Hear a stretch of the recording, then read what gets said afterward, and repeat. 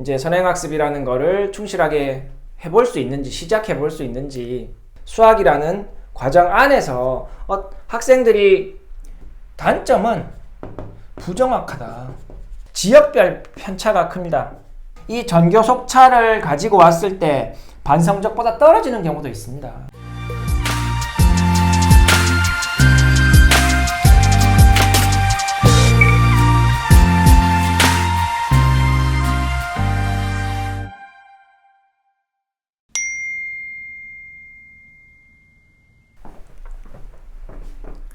안녕하세요. 안우 선생입니다. 오늘은 지난 시간에 이어서 실력과 선행학습과의 관계에 조금 더 이야기해 보도록 하겠습니다. 특히 어떤 방식으로 실력을 측정할 수 있느냐, 선행학습을 할 수 있는 수준인지 아닌지 그 부분에 대해서 말씀드리겠습니다. 사실 제가 모의고사를 초중등생 모의고사를 운영하는데 홈테스트라는 그 마지막 홈테스트란에는 홈테스트 신청란에 이런 게 있어요. 이 시험을 통해서 어떤 걸 알고 싶으냐 이렇게 이제 적는 란이 있는데 심화학습을 할 수 있느냐 혹은 심화학습의 수준이 어딘지 이렇게 적으시는 분도 꽤 많고, 제일 많은 분은 선행학습을 할 수 있는 수준인지 그걸 확인하고 싶다 이렇게 적어주시는 분들이 더 많습니다. 그래서 제가 모의고사를 만든 목적에 굉장히 이제 부합하는 질문이고, 그렇기 때문에 모의고사에서 해석해 드리는 부분, 그런 부분들이 이제 말씀드렸던 심화학습의 깊이를 측정해서 선행학습을 지금 해도 되는, 그러니까 다음 학기로 진도를 넘어가도 되는 수준이냐 뭐 이런 걸 확인하는데 가장 많이 쓰시는 것 같습니다. 모의고사를 통해서. 그래서 오늘은 실력 측정에 대한 부분을 말씀드릴 예정입니다. 중학생은 최상위권 수준이면 어느 정도 해볼 만하다 이렇게 제가 지난 시간에 말씀을 드렸고, 제 기준이 조금 높습니다. 다른 선생님들보다. 오늘은 초등학생부터 중학교 1학년까지에 대한 말씀을 드리겠습니다. 사실 결론적으로 보면, 결론만 이야기하면 중학교 뭐 2학년, 3학년은 최상위권이어야 선행학습을 할 수 있는데 초등학생은 최상위권이 아니어도 선행학습을 할 수 있다 이렇게 말씀드리는 건 아닙니다. 이제 조금 초등학생들 그 같은 학기에 어떤 학기를 소화하는데 필요한 시간을 보면 초등 수학이 아무래도 중학생 수학보다 중등 수학보다 쉽기 때문에 시간이 조금 절약될 수는 있죠. 그런 측면에서 보면 뭐 한 학생이 이제 최상위권까지 도달하는데 들어가는 시간이 중학생보다 초등학생이 좀 짧게 걸리고, 그렇게 보면 학생의 폭이 좀, 그러니까 쉬우니까, 중학생 것보다 쉬우니까 좀 테스트를 쳤을 때 좀 중학교 학생들에 비해서 초등학생들의 최상위권처럼 보이는 학생의 폭이 조금 넓을 수는 있겠다. 그러면 이제 초등학생 중에서 선행학습하는 학생이 조금 더 좀 나올 수도 있겠죠. 근데 결국에 중학교 수학으로 넘어가면 이제 힘들어지잖아요. 그러니까 이제 폭이 줄 수밖에 없는 거죠. 고등학교 수학 가면 어떻게 돼요? 고등학교 수학 가면 현행으로 수렴하게 됩니다. 왜냐? 고등 수학은 더 어렵고, 그죠? 더 많은 문제를 풀어야 하고, 그 다음에 과목이 더 많고, 그러니까 자연스럽게 현행 학습으로 수렴될 수밖에 없는 구조죠. 어려우니까. 어려운데 모르는데 뒤에 걸 나갈 수 없잖아요. 그러니까 고등학생들이 선행학습을 하는 거는 중학생들이 선행학습 하는 것보다 더 힘든 겁니다. 더 어려운 거고. 그래서 되지 않는 거죠. 그래서 난이도가 초등학생이 쉽고 중학생이 좀 더 어렵고 고등학생이 조금 더 어려우니까 선행학습을 할 수 있는 학생들도 갈수록 줄어드는 거예요. 자, 오늘은 말씀드린 것처럼 실력을 확인하는 방법, 특히 이제 시험을 치지 않는 초등생, 물론 사립초등학교에서는 시험을 친다고 하는데 어쨌든 초등학교에서 중학교 1학년 정도에 대한 이야기입니다. 2학년부터는 학교에서 시험을 치니까 그걸 가지고 어느 정도 확인할 수 있다라고 생각이 됩니다.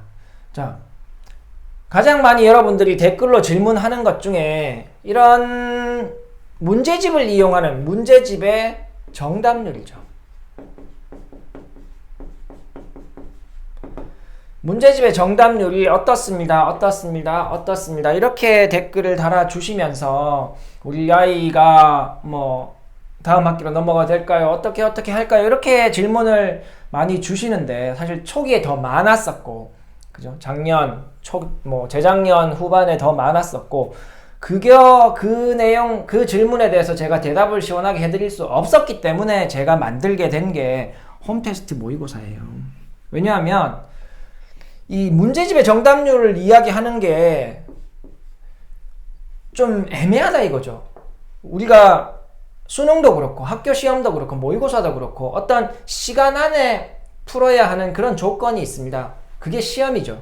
그 안에서 측정이 돼야 되는데 문제집의 정답률은 어떤 특히 시간이라는 관점, 그게 시간이라는 팩터가 요인이 빠져나가 있는 거고, 그렇기 때문에 이제 학생 실력의 측정에 오류가 있을 수 있고, 그 다음에 학생에게 풀어라라고 했을 때 그 학생이 어떻게 풀었는지를 모르잖아요. 진짜 자기 힘으로 풀었는지 아니면 앞에 걸 참고하면서 풀었는지, 그죠? 시간이 넉넉하면 앞에 거 참고하면서도 풀 수 있잖아요. 그 다음에 뭐 학원에 가서 뭐 잘하는 친구한테 물어봐서 풀었는지 학교에 가서 물어보고 풀었는지 그런 게 다 고려가 안 되어 있기 때문에 문제집에 채점을 했더니 어떻더라 이런 걸 가지고 이걸 가지고 실력을 판단하는데, 특히 이제 뭐 우리 아이가 어느 정도 실력인지 심화로 넘어가도 될까요? 선행학습을 해야 될까요? 그런 걸 판단하는 데 있어서 정답률을 사용하는 게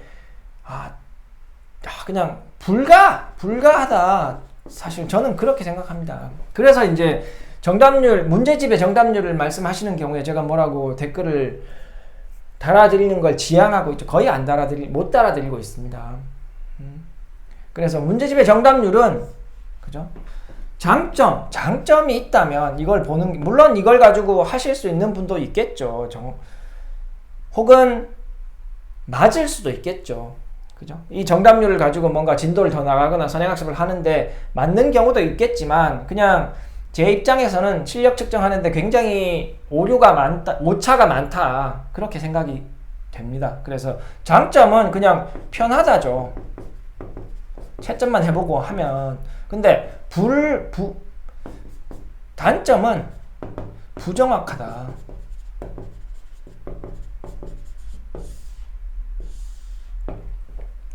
이게 부정확하다라는 단점이 제일 크기 때문에 이 방법을 사용하기가 뭐 권장하거나 이렇게 하기는 어렵다는 거죠. 그래서 이제 보시는 분들이라면, 영상 보시고 계신다면 문제집의 정답률을 채점해보고, 그죠? 그걸 가지고 실력을 확인하는 게 확인했다고 하더라도 조금 이게 진짜 정확할지 다시 한번 고민해 보시는 게 좋지 않겠냐, 이런 말씀 드리고 싶습니다. 그래서 문제집의 정답률로는 좀 판단하기 어렵다. 그래서 X표에 가까운 세모다. 뭐 이렇게 말씀드릴 수 있을 것 같아요. 문제집의 정답률을 가지고 우리 아이의 실력을 확인하는 것. 그 다음에 많이 쓰시는 방법이죠. 인근 학원의 레벨 테스트를 가보는 거다. 근데 이제 이 부분은 사실 뭐 단점을 먼저 말씀드리면 지역별 편차가 큽니다.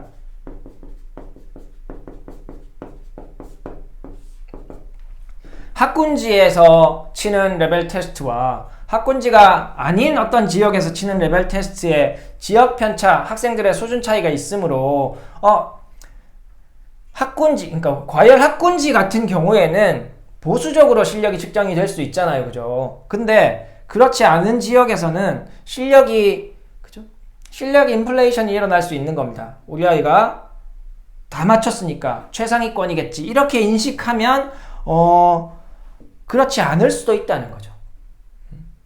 제가 몇 번 말씀드렸지만 대구시가 이렇게 있다면 뭐 유명한 수성구 지역과 그렇지 않은 지역에는 굉장히 큰 차이가 있습니다. 실제로 제가 14년째 수학학원을 하고 있지만 초창기부터 계속 경험해 오는 거는 이 반성적이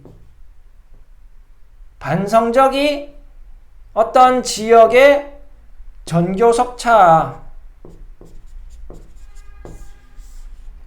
되는 경우도 있고, 혹은 이 전교 속차를 가지고 왔을 때 반 성적보다 떨어지는 경우도 있습니다.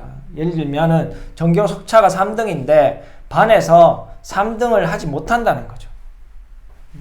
이렇게 격차가 크기 때문에 이 레벨 테스트를 통해서 검증해라 라고 했을 때 이 지역 편차를 굉장히 잘 확인해야 한다.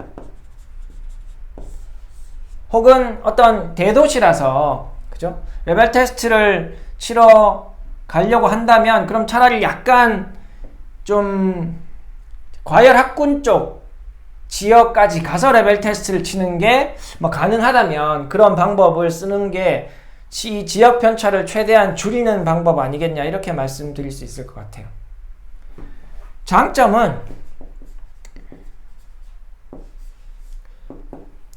장점은 이제 시간이라는, 여기서 없는, 문제집의 정답률로 확인할 수 없는 시간이라는 요인을 고려할 수 있다는 거죠.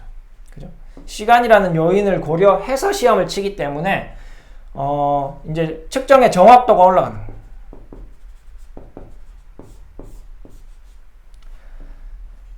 근데 또 큰 단점이 하나가 더 있어요. 큰 단점이 뭐냐 하면, 학원 레벨 테스트라는 게 어떤 이제 이 학원의 수업을 참여시키기 위한 테스트 자료로 쓰이는 거니까, 어떤 학원이 선행학습을 위주로 하는 학원이면 이 테스트의 결과와 별로 상관없이 선행학습을 시킬 거란 말이죠. 아니면 엄마가 좋아하는, 할만한 어려운 책을 조금 학생의 실력보다 높은 책을 사용하는 경우라면, 그러니까 원래 수업은 학생의 실력이, 학생이 열심히 해야 수업을 열심히 해서 따라올 수 있는 책을 해야 되는 건 맞습니다. 그래야 학생이 실력이 올라갈 거 아니에요. 근데 과도하게 높은 책을 쓰는 학원도 많습니다. 엄마가 그런 책을 요구하니까, 혹은 우리 학교가 어려운 시험이 나온다고 하니까 우리 아이 실력보다 높은 책을 학교 앞에 운영하고 있기 때문에 높은 책을 사용해야 이 학생들이 다닌다, 이렇게 생각하고, 학생들이 실제 측정되는 학생의 실력보다 과도하게 높은 책을 사용하는 경우도 있기 때문에, 이렇게 레벨 테스트를 했을 때 이 친구가 이 반에 이 책을 풀어도 되느냐라고 했을 때 학원에서 이 반에 넣으면 될 것 같습니다, 이렇게 말해버릴 수 있다는 거죠. 그래서 레벨 테스트는 일단 학원 수강을 전제로 학원에서는 이제 치는 것이기 때문에 학원의 목적에 따라 약간 편향되어 있을 수 있다라는 것, 그죠? 그게 또 다른 단점입니다. 그래서 장단점이 있으니까, 아니면 또 여러분들 많이 활동하시는 인터넷 커뮤니티 있잖아요. 그런 데서 본인 지역에 있는 유명 학원에 대한 레벨 테스트에 대한 어떤 신뢰성, 이 정도는 좀 확인해 볼 수 있겠죠? 그죠? 이제 또 어머님들 나가시는 그 모임에 나가서 이렇게 물어보고 이제 하는 것들이 있으니까, 그런 걸 좀 더 활용하시면 레벨 테스트를 통해서 실력을 확인하는 것도 어느 정도 가능은 하다. 문제집 정답률 보는 것보다는 조금, 제 생각으로는 조금 나을 것 같아요. 그러니까 시험을 치는 환경 자체가 실제 실력을 측정하는 것처럼 폐쇄되어 있기 때문에 학생의 실력을 조금 더 확실하게 알아볼 수 있다는 거죠. 자, 그래서 이런 상황이, 그죠? 지역 편차가 발생하고, 그 다음에 문제집의 정답률을 가지고는 이제 부정확하기 때문에 제가 말씀을 못 드렸고, 그래서 제가 홈테스트를 만든 거죠. 뭐 홈테스트 홍보가 되지만 어쩔 수 없습니다, 사실. 홍보도 해야 되고. 세 번째는 제가 지금 서비스하고 있는 홈테스트 모의고사를 쳐보는 것도 괜찮은 방법이라고 생각합니다. 초등학교 2학년부터 중학교 3학년까지에 대한 학기별